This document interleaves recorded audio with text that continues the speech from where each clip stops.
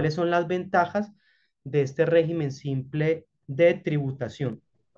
Vamos con la primera, y es que el régimen simple de tributación tiene tarifas más reducidas que las del régimen ordinario del impuesto de renta. Si bien es cierto que una persona natural o una jurídica que declara en un formulario 210 o 110 del impuesto de renta en régimen ordinario, pues él depura la base gravable restando costos, deducciones y aplica una tarifa, digamos ya no al ingreso bruto, sino a una utilidad, a una base depurada. Generalmente las tarifas de impuesto de renta son mayores. Por ejemplo, la tarifa general de personas jurídicas del artículo 240 del Estatuto Tributario es del 35%. Entonces, sí hay una depuración de la base gravable, pero su tarifa general es alta, el 35%. Además, que están sometidas esas personas jurídicas que tributan con tarifa del artículo 240 con esa tasa mínima de tributación que actualmente está en el 15% y que con la reforma tributaria de aprobarse sube al 20%. Mientras que el régimen simple de tributación pues no se depura, no se restan costos ni gastos, pero la tarifa es más reducida.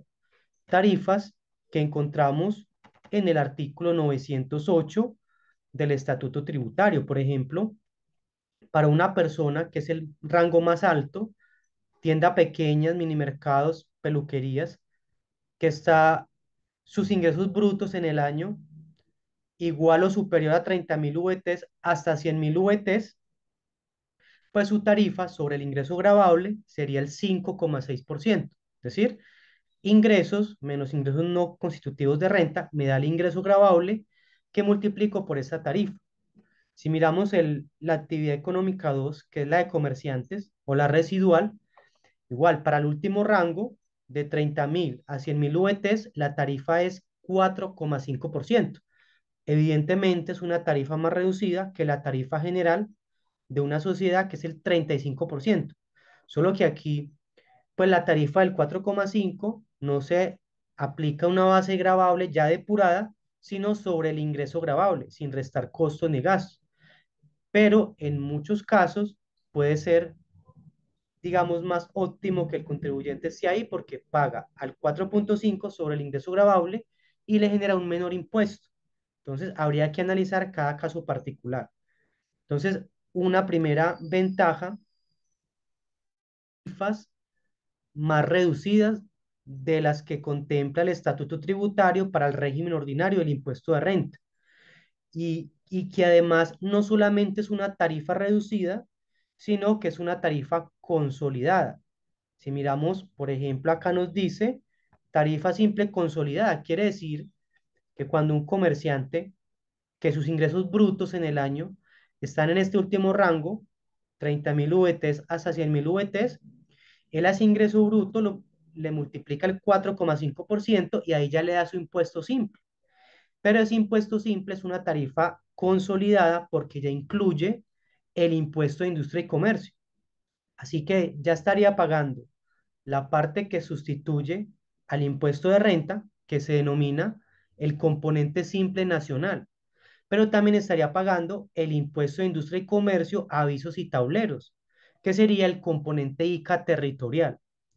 Entonces, esa es otra ventaja, que ya esta tarifa, que de entrada es más reducida, aunque se aplique sobre el ingreso, además es una tarifa consolidada. No solamente estoy pagando lo que sería la parte del impuesto de renta o el componente simple nacional, sino también el impuesto de industria y comercio, lo que puede generar ahorros tributarios en muchos casos. Y en el caso de persona natural, pues depende. Evidentemente, si es una persona que está en el primer rango de 0 a 1090 VTs, pues que pagaría cero en el impuesto de renta, pues no le va a convenir pasarse.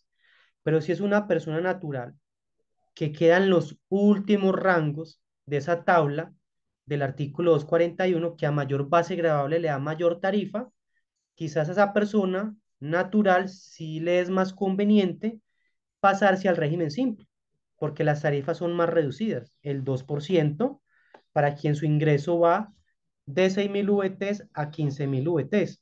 Miremos, por ejemplo, las 6.000 VTs por 47.065, que es el VT de este año me da 282.390.000 pesos. Y las 15.000 VTs, que es la tarifa hasta el 2%, 15.000 VTs por 47.065 pesos me da 705.975.000. Es decir, una persona natural o jurídica que en el 2024 su ingreso bruto fue de 705.975.000, su tarifa de, del componente simple o del régimen simple sería del 2%.